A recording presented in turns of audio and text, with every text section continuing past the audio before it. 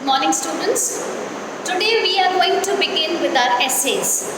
The first essay that we are going to take in today's class is Selected Snobberies by Aldous Huxley. In our earlier classes, we have dealt with stories. We have completed three stories. We have completed stories titled The Luncheon. We have completed The Axe, and we have completed The Umbrella. Today we are going to pick up an essay, and the easiest of all the essays is The Selected Snobberies by Aldous Huxley. There are few things that need to be explained in this particular essay. First, what is meant by the word snobbery and how different kinds of snobberies are dealt by the author. Let me tell you something about the writer. Aldous Huxley was born in 1869 and is a very prominent essayist and a novelist.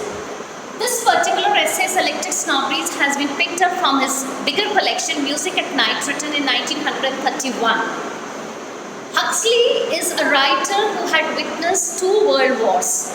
The First World War in 1914 to 1918, and the Second World War from 1939 to 1945. His writings are affected with a lot of trauma and what was going in the society at that particular time. But this particular essay doesn't talk much about the political issues. It is a general essay that discusses the different kinds of snobberies. How many kinds of snobberies does Huxley discuss in the essay? We have mainly 5 snobberies which Huxley discusses. He talks about the disease snobbery. He talks about culture snobbery. He talks about booze snobbery. He talks about modernity snobbery. And the 5th one, he talks about art snobbery. Art snobbery he divides into 2 categories, the platonic art snobs and the unplatonic art snobs. But before we take all these things into detail, let me tell you what basically is a snob. We are going to take up from snobberies, we pick up the word snob. Who actually is a snob? A snob is a person who estimates a lot of importance on status, social networking and value. He's trying to establish a correlation between the social status and the human worth.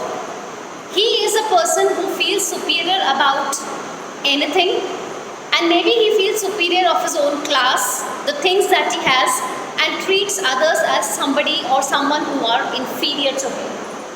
So when Huxley talks about the different snobberies, he says that people can be snob about different things. People can be snob about particular diseases. People can be snob about culture. People can be snob about boozing. People can be snob about modernity, and people can be snob about art. When we come to the text of the essay, the writer begins with the first thing that he says, and the line is, all men are snobs about something. So Huxley generalizes this concept of snobbery. He says that each and every individual is snobbish of one thing or the other. He says one is tempted to add there is not a single thing of which a man cannot be snobbish.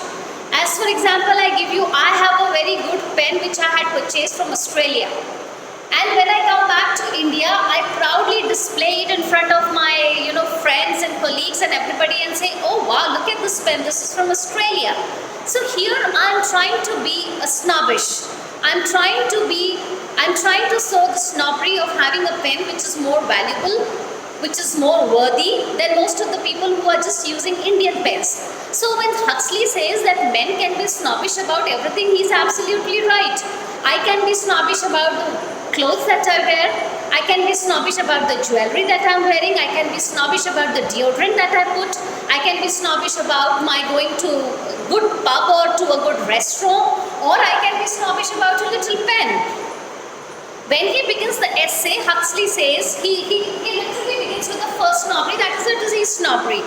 And when he begins with the disease snobbery, he says that when I say that men are snobs about everything, I am 100% sure of the fact that there are certain disfiguring and mortal diseases about which people are not snobbish, right?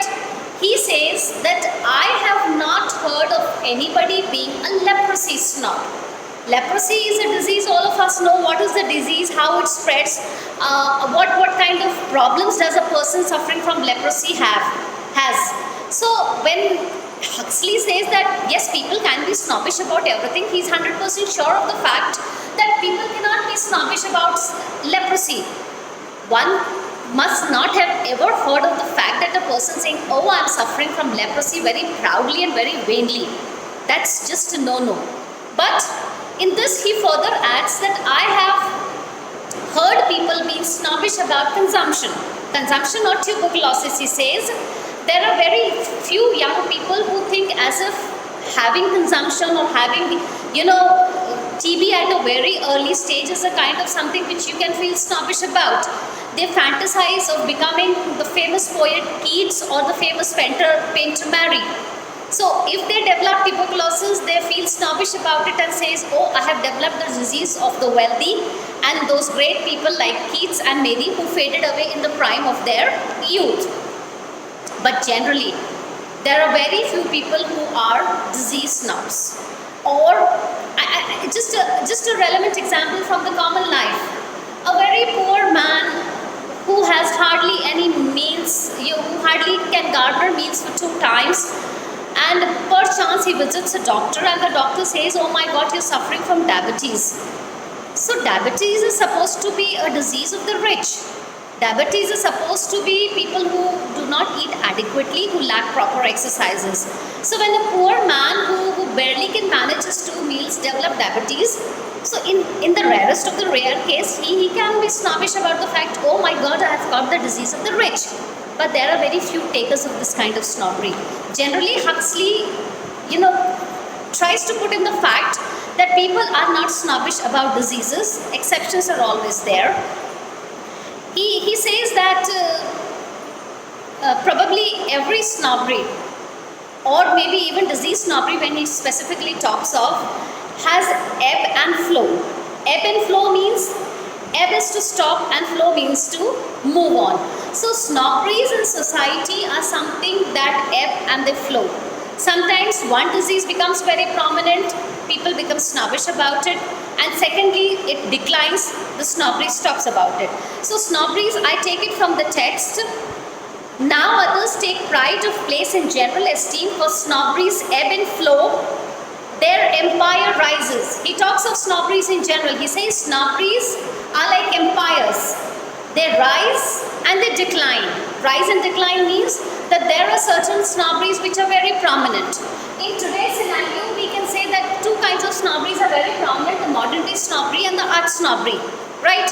And the third one, yes, we can talk about booze snobbery, because people think it's a privilege to drink. If you go in a restaurant which permits you to drink, women and men of all sections, starting from 18 to the highest range, feel proud in displaying their glasses. So in today's society, we can say that 3 kinds of snobberies are on the rise. Maybe the booze snobbery, the art snobbery, and the modernity snobbery. So he says, snobberies are like empires. They rise and decline and fall in the most approved historical manner. What were good snobberies 100 years ago are not considered to be right now. They have become completely out of fashion. And in this particular case, he cites the example of family snobbery. What is the family snobbery? The students will be surprised to listen that once upon a time, if we talk to our grandfathers or grandmothers, we will just come to notice the fact that they felt proud in saying that I had 5 children, I had 7 children, I had 10 children, I have 12 children, and XYZ. So, and in their particular age, maybe 50 years back or maybe 100 years back, they considered it a pride to have a big family. But in today's scenario, if you tell anyone that you have 3 children, they are probably going to raise their eyebrows. 3 children? How do you manage? So this is what precisely Huxley is trying to say, that family snobbery was something which was there some 100 years ago, where people felt proud in having 10 children, 11 children, and they would proudly boast of it. "Oh my God, I have got 10 children. But in today's scenario, people feel ashamed of even saying that they have got 3 kids.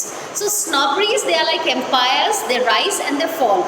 So family snobbery must have had a rise few years back, but in today, they are on the decline. Then he says, One more important thing that he talks about is the booze snobbery. He says booze snobbery is gaining a lot of precedence. People are getting into the habit, indulging into the habit of drinking. I pick up a few lines from the text where he says that booze snobbery has now made it socially permissible.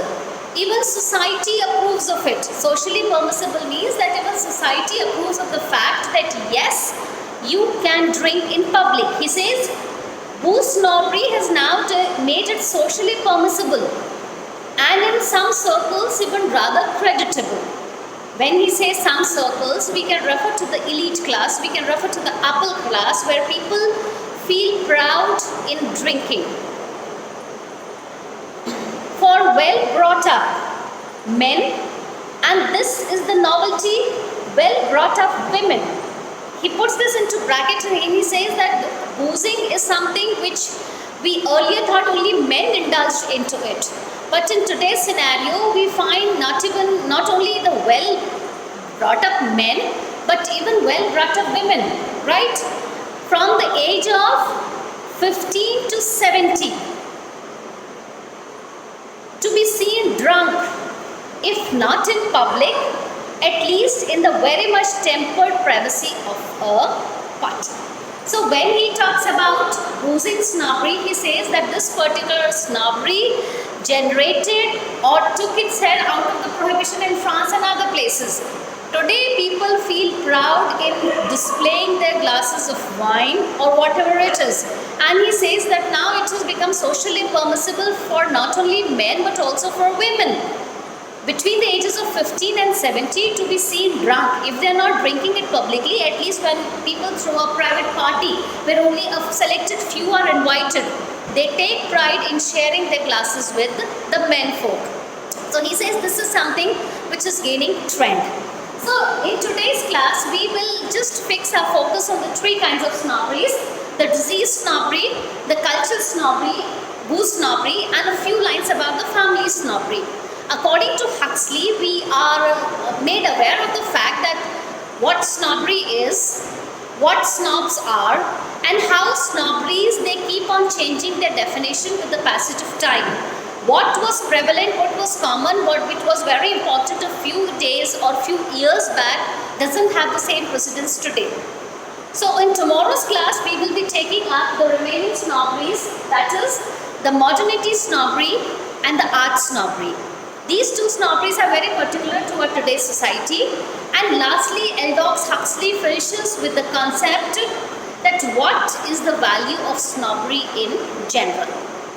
After elaborating on what is a snob, who's a snob, what are the different kinds of snobberies, what are the prevalent and the popular snobberies, he ends up his essay by telling you what is the value of snobbery. So in today's class, we just stay focused with the three kinds of snobbery that Huxley discusses: the disease snobbery, the cultural snobbery, and the boozing snobbery. The remaining three snobberies for the tomorrow's class. Thank you, students.